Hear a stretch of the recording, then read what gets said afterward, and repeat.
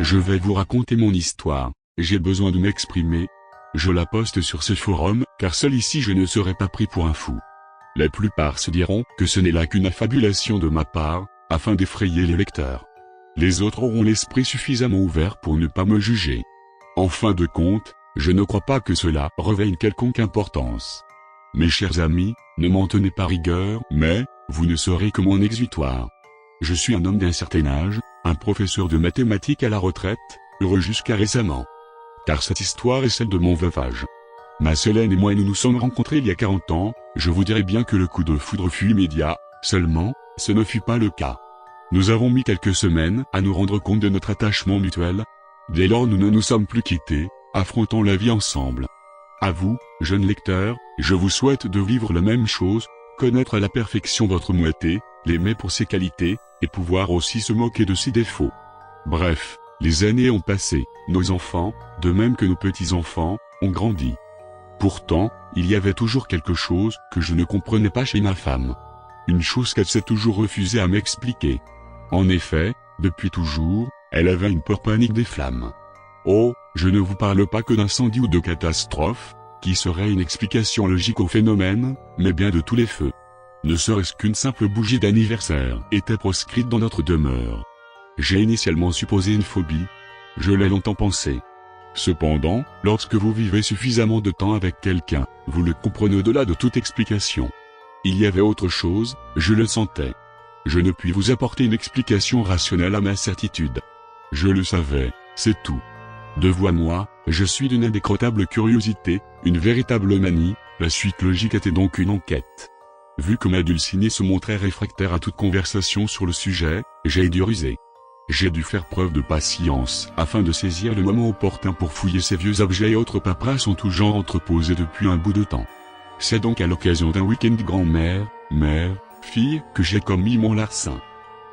À peine j'entends la voiture s'éloigner que je grimpe jusqu'au grenier et que je commence mes fouilles. Cela m'a pris un temps infini, mais, entre des souvenirs mélancoliques, je tombe sur une main en fer couverte de poussière et fermée à clé. Un frisson d'extase remonte ma colonne vertébrale.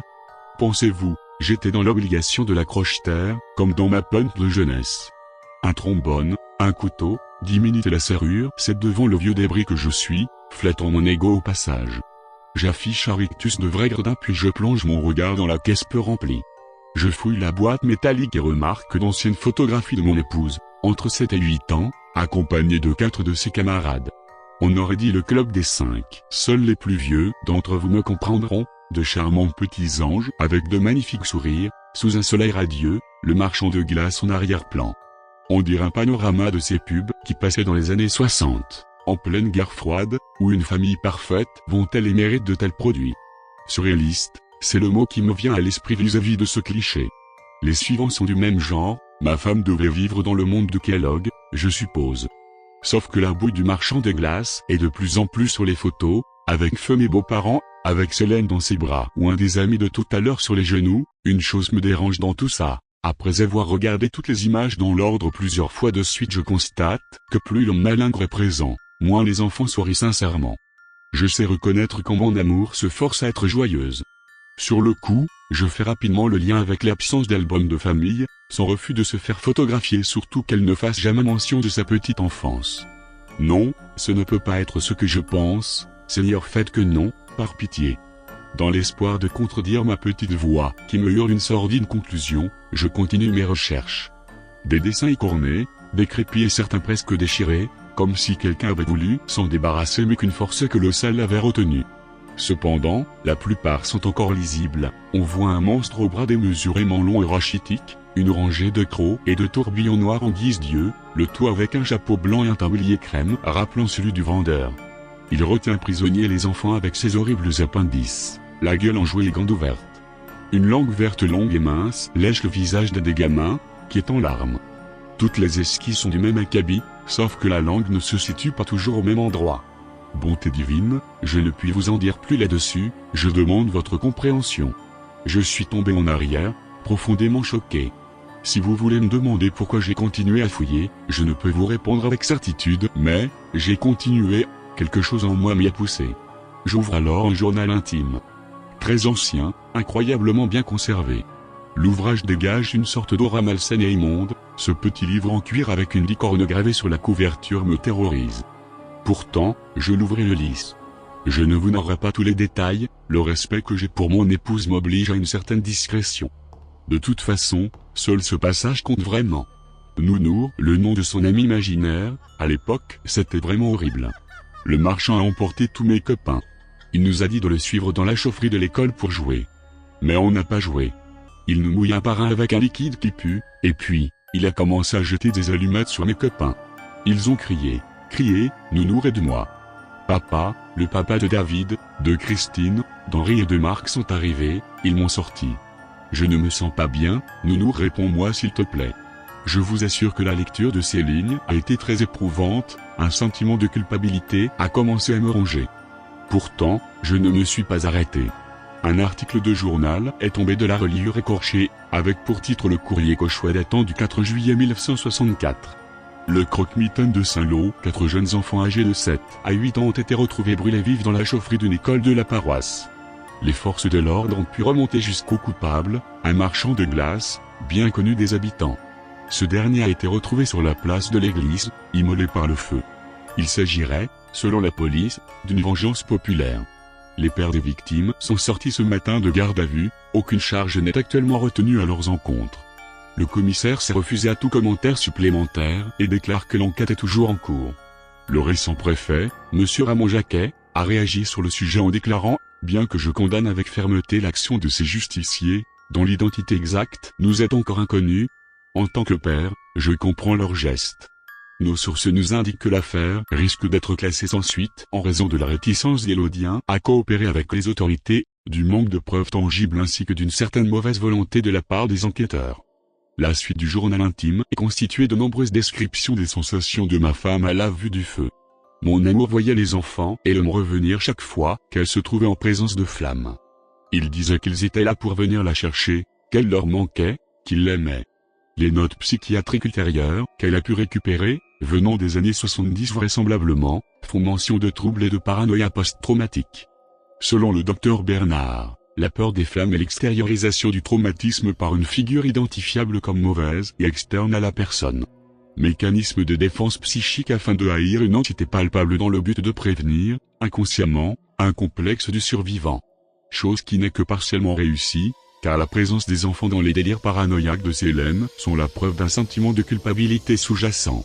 Il décrit la terreur comme positive, selon ses notes. Évite que le sujet ne prenne les hallucinations comme étant une chose normale dans son existence. La peur prévient donc, en partie, les risques de confondre les délires psychotiques et la réalité.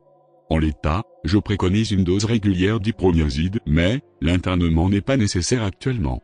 J'ai fermé tout ça et je me suis promis de ne plus jamais violer le jardin secret de ma femme, plus jamais. Quelques mois après cet événement, ma femme est tombée sévèrement malade et, têtue comme une mule, elle a refusé l'hospitalisation. Je me suis donc occupé d'elle du mieux dont j'étais capable. Un soir, alors que je dormais devant la télévision, une étrange odeur m'a sorti de mes torpeurs. Une odeur de fumée. Rapidement, je me suis rendu compte que la maison commençait à prendre feu, les flammes envahissaient lentement la pièce. Je me suis mis debout, faisant tout pour ne pas sombrer dans la panique. Le bruit assourdissant de l'alarme m'empêchait de réfléchir correctement. Je priais pour que l'étage ne soit pas atteint. Je me suis précipité en vitesse pour monter les escaliers afin de sortir Célène de là. L'escalade était difficile, maudit soit mon âge. La rambarde était brûlante, ma gorge en fusion, mon sang en ébullition. Le fait de respirer était un calvaire et pourtant, il fallait que je tienne bon. Mes yeux commençaient à me faire mal, ma vue se troublait, mon bras gauche ne suffisait plus à protéger mes yeux. Par miracle, j'ai réussi à gravir ce mont. En haut, j'entendais des cris de terreur sourdes. J'ai couru jusqu'à la porte de notre chambre et j'ai essayé d'entrer, mais la poignée était brûlante. Les flammes continuaient de se propager partout, le temps pressait. J'ai donné de violents coups de pied et d'épaule dans la porte, mais elle résistait à mes assauts. La panique me gagnait, je tremblais et hurlais à mon aimée que j'allais la sauver. Et de l'autre côté de la porte, je pouvais seulement l'entendre supplier. Je me suis vite rendu compte qu'elle n'était pas seule, des rires d'enfants s'élevaient derrière elle. Des rires glaçants. Une voix grave était aussi perceptible, une voix qui lui disait qu'elle l'aimait comme au premier jour, qu'il était maintenant temps d'aller jouer tous ensemble. J'ai retenté de tourner la poignée, mes mains fumaient, la douleur était infernale, si intense que pas un son ne pouvait sortir de ma bouche. Une ultime supplication de ma douce Solène m'a donné la force de tourner le mécanisme. Les mains calcinées, j'ai pénétré en trompe dans la chambre. Je n'ai vu que le lit en flammes et je n'ai senti que l'odeur de l'essence. J'ai pris un draps, un rideau, mais rien ne m'a permis d'étouffer le feu. Je vous jure que j'ai tout fait pour l'éteindre, je le jure. Je suis resté là, immobile, près du feu qui dévorait l'être qui m'est le plus précieux. Je restais là, immobile, autour du feu qui allait aussi me dévorer. Cependant, la fumée a eu raison en premier de ma conscience. Je me suis réveillé dans un lit d'hôpital et c'est un jeune médecin à l'air triste qui m'a expliqué la situation. Il a articulé laborieusement que la machine à laver était défectueuse et qu'elle s'était enflammée, ma femme était morte et ce sont les pompiers qui sont intervenus à temps pour me sauver. Que j'avais eu de la chance. Mon rictus de haine, à l'annonce de sa dernière phrase, l'a fait déguerpir. Merci d'être restés jusqu'au bout mes chers amis. Je vous supplie de ne pas me considérer comme l'a fait ma famille. Comme un vieillard sénile qui, tel un enfant au bas âge, exprime l'absurdité par un intermédiaire absurde.